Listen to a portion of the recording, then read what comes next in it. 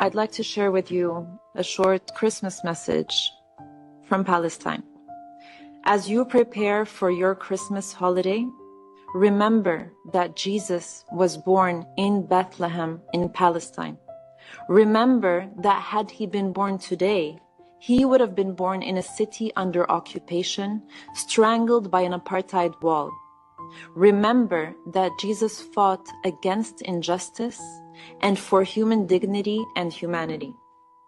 As you watch images of dead children in Gaza on your TV screens, ask yourself what Jesus would have felt seeing the children of his own homeland being killed, homes being destroyed, families displaced. Videos of traumatized kids shaking from clinical shock, asking, "Am I still alive?" Poets writing poems predicting their own death. Journalists murdered, silenced for their message of truth.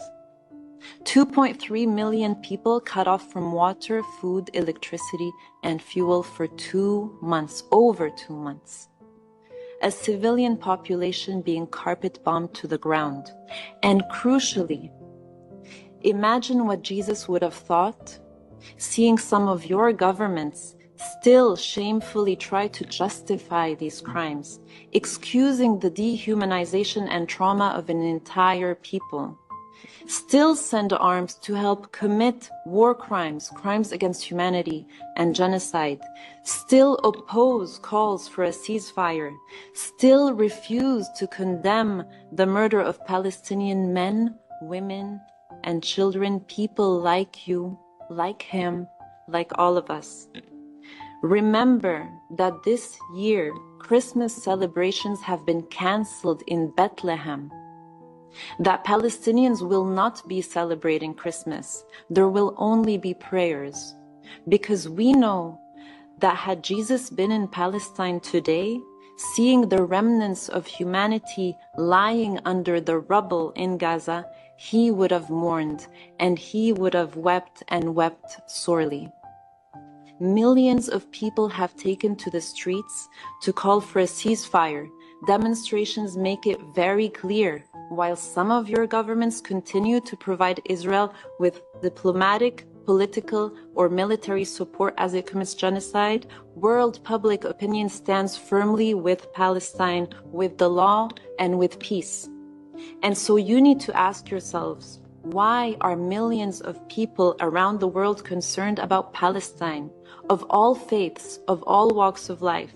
Because this is not about your particular faith, ethnicity, or national origin. This is about being human. As Palestinian intellectual Edward Said said, remember the solidarity shown to Palestine here and everywhere. And remember also that there is a cause to which many people have committed themselves, difficulties and terrible obstacles notwithstanding. Why? Because it is a just cause, a noble ideal, a moral quest for equality and human rights.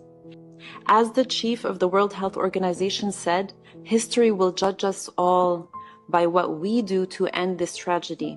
We are not asking you to be pro-Palestinian. We are simply asking you to be human, to let yourselves feel beyond politics, beyond narrow national interests. We are asking you to see us as humans, made of the same flesh and blood as you, who deserve the same rights as you and your children and your people deserve. You have the power to stop this. Use this power. People will remember this time in history.